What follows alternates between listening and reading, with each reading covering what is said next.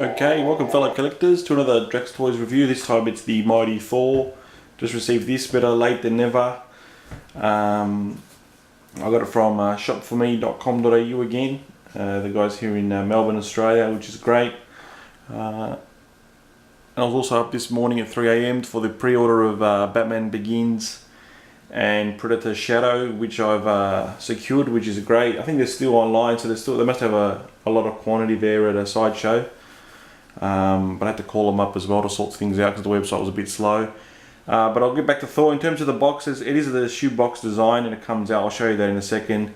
The artwork on the back's pretty cool of Chris Hemsworth as Thor, and the armour there, so that looks pretty cool, and that's off the model. This was head sculpted by Jocks. I forget which other ones he's done. The side there, some pictures. The front's pretty cool. This is sort of engraved there. So in terms of packaging, I'm giving it a 4 out of 5. Pretty cool box. I'll just open it up so we can have a look at the inside of the shoebox. Okay, so that's inside. So that's pretty cool artwork there. I actually like that. So that's actually the model and not a picture from the movie itself with the lightning and the mighty Mjöllnir there, the Thor's hammer. I think I've pronounced that correctly. And there's a blurb there. He's expelled from Asgard onto Earth and becomes Earth's mightiest defenders, and in the back of the box there you've got the cape. So like I said, 4 out of 5. Let's have a look at the accessories. Okay, accessories. We've got the Mjöllnir Thor's hammer, which is pretty awesome. It's very heavy. It's probably steel or some sort of hard plastic. It feels very cold, so we'll go with steel. And it's got a beautiful handle there as well. And yeah, very well sculpted, and the writing as well is pretty cool. You can see that. We've got this display stand here, which is for the hammer itself, and that's pretty cool. They've done a great job in terms of the paint apps on that one. And the hammer just slots in there, it's pretty tight. We've got 2 sets of hands, essentially to hold the hammer. We've got an extra pair of, well, another piece of hair, if you like, to essentially fit the helmet on his head. And then we've got the awesome looking helmet, which is a great job in terms of sculpting. It's actually plastic, but it looks and feels pretty cool. And we've also got the red cape there for his back. He also comes with a set of instructions and just a standard stand. So in terms of accessories, I was going to give it a 3 out of 5, but I'm going to give it a 4 out of 5. I was just trying to think what else could they have done. The only thing I can think of is a background, a backdrop that they could have included, but I guess that probably would have put the price up slightly. So in terms of accessories, 4 out of 5. Let's put him together and see how he looks. Okay, back after a very short assembly. In terms of reference to the movie, in terms of the character Thor, definitely a 5 out of 5. It's a great character in the Marvel universe. And in terms of the movie itself, I actually liked that film. It was pretty cool. Not as good as Iron Man, but the original, but it was up there anyway. It's not as bad as Green Lantern. So in terms of reference, 5 out of 5 on the movie. In terms of the pose and thing I went for a combination there of the ones that Hot Toys have on their website and Shop For Me's got on their website.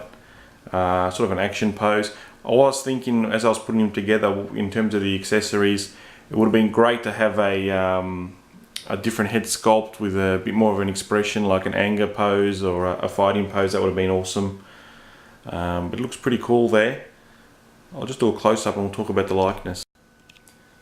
Okay, so in terms of likeness to Chris Hemsworth and Thor, it's definitely a 5 out of 5. I actually did see a number of reviews online in terms of the head sculpt, but you don't actually see the detail in those reviews.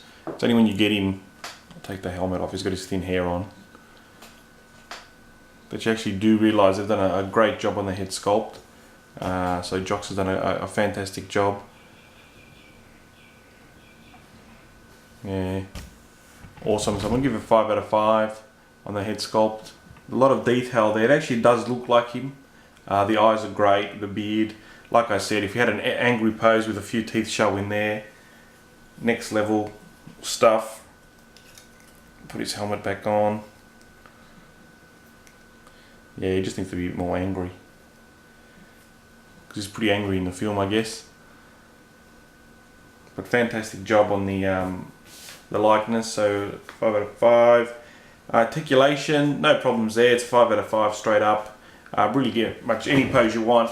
You got to be careful of some of the joints here and his neck as well there, and also the just the helmet there touches some of the side armour, so that you have to be careful there. But 5 out of 5. The uniform itself is a great material, sort of plastic there, leather-like, but these shiny things there in terms of the armour plates, etc. are pretty cool.